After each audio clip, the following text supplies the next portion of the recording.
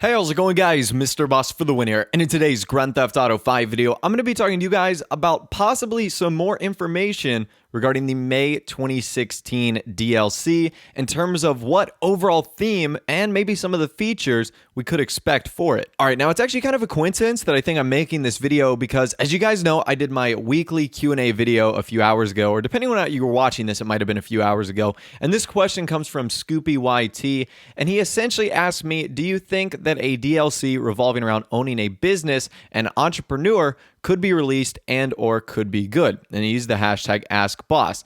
And I didn't get to cover this in my Q&A. There were a lot of other questions, but funny enough, we have some more information from Fun MW2 kind of clarifying what the May 2016 DLC might actually be about. And it turns out it might have a more kind of businessy / owning your own organization theme to it, which I think is really awesome. So I don't know how many of you guys played Grand Theft Auto Vice City, but in my opinion, one of the best parts of that game was being able to build up your money and your wealth and then buying all the various businesses in the game. So whether it was a nightclub or whether it was the Cherry Popper ice cream store, you could buy these businesses and then you could make money off them simply by running them. And this is a great way to generate profit and to generate revenue. And obviously we had that feature kind of in GTA 5 as well, where you could kind of buy businesses and whatnot. But there's never been anything like that in Grand Theft Auto Online.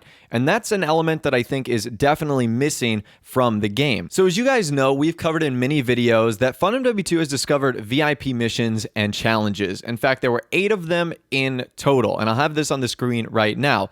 Well, he actually believes that they might not be VIP missions, but are more likely scripts to manage your organization business. Now, the reason he states this is because they start with GB_D-pad, which is related to buttons. So you guys know on your controller, you have a D-pad, left, right, up, and down. So he states maybe the GB D-pad buy is to purchase things for your organization, like vehicles, aircrafts, clothing, and more. And maybe GB D-pad sell could be to sell it to a specific NPC or other actual players in the organization. Very similar to something you might do with a real life business. When you go to sell it, you're actually going to give it to maybe someone in the organization or an outside buyer. He goes on to say GB D-pad def could be related to organizational defense. We've seen many similar things like this, like the yacht defense mode. I think it's called privacy protection, where you actually have to defend your yacht from other people. So again, we've seen something similar to that in the game. And he also goes on to say that GB cash and GB sal might be the new VIP challenges, and it could work where the challenges might be competing against other organizations to, let's say, who gains the more cash through selling things,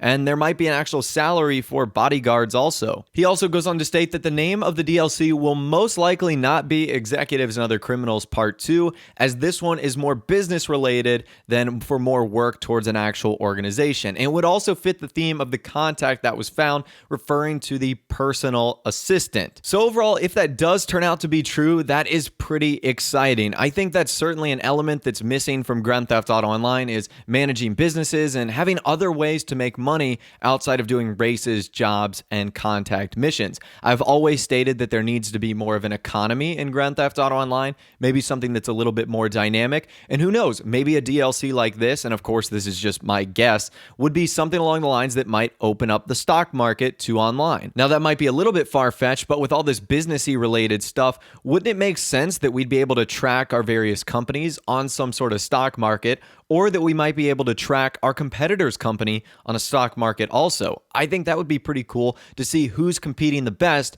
and ultimately who's got the best organization. All right, and finally, the last thing I ultimately want to clear up is our mystery contact, what is P_assist, who I either believe is personal assistant or Pegasus assistant. I talked about in my video the other day that mysterious like line of code A_M_Y Beach Vesp, and talked about how, you know, what if that stands for Amy Beach Vespucci? Well, it turns out that that line of text is actually for every video game actor in Grand Theft Auto. So it's the same line of text that's used in front of, let's say, for Benny and for all the other actors in game. In fact, I think AMY stands for like a generic video video game actor. It's the prefix for a bunch of pedestrians in Grand Theft Auto and doesn't equate to any particular name or anyone in particular. So I figured I would clear that up. Again, that was just my best guess in the video the other day, and I reached out to a bunch of people, including my good friend Yan2295, who's been helping me kind of debunk this and track this down as well.